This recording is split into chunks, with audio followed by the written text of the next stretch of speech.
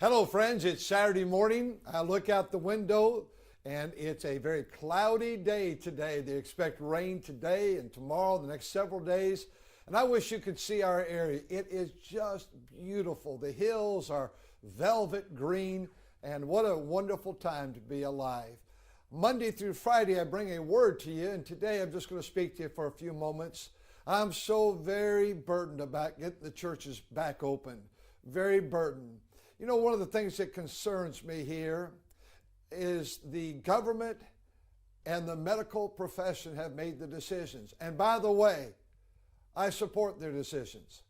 Thank God for government and thank God for medicine and people that know more about my health and the health of the nation, the world than I. I'm not suggesting that they're wrong.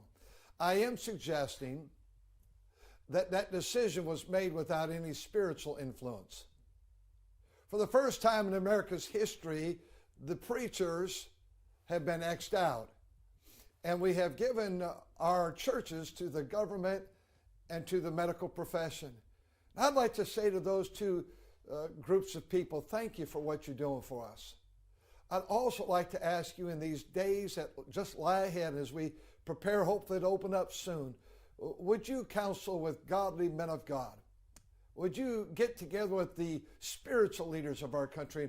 Let's just not make this one-sided on government or medical. The nation needs the church. And as I've been so burdened through the night and this morning about this, I came to the point where maybe like you've been at times overwhelmed. You say, well, you seem like you're on the winning side. I am. But everybody has those moments. And then the Lord gave to me in my inbox this morning 37 letters from missionaries that I read. And I read of the conditions of what they're going through. And I want to ask you on this Saturday, would you pray for worldwide missions? Every country has been affected with this virus.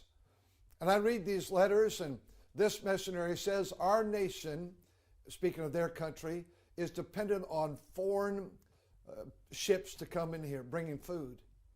And they're down to one ship a week. He said, if we're not careful, soon there'll be starvation.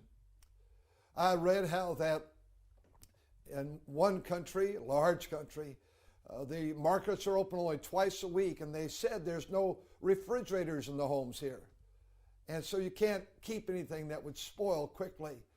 And it's becoming very difficult to get food in a large country. I read how that most of them say the restriction is 10 or less. Some countries are 4 or less. And some of our missionaries, they said their ability to get together is 0. I'm burdened for our missionaries. And I want to say to the missionaries at North Valley Baptist Church, by the grace of God, we are planning to stay with you, of course, in prayer and in finances.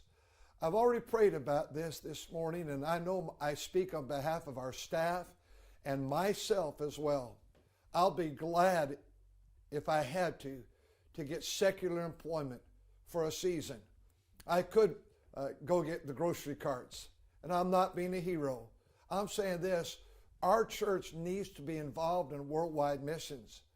And I want to thank you, dear folks, for all you're doing on the mission field and staying faithful to our Lord. Thank you, pastors in the countries that support worldwide missions, for supporting these great heroes of the faith.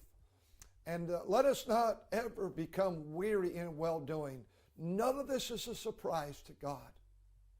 Everything that's happening, God knows about it. He knew about it before you and I ever came on the scene. And so today I'm not advocating anarchy against government or anarchy against medicine. I'm not questioning their motives. I'm just saying that we need to get back to God's house worldwide. And I hope that you'll pray with us soon that this will happen. And I'm looking forward to the weekend. Tomorrow, preaching in the morning at 11 o'clock Pacific time and 6 o'clock p.m. And I really believe God's given me 2 messages that are needed for the members and our friends that watch. God bless you. Have a wonderful day is our prayer.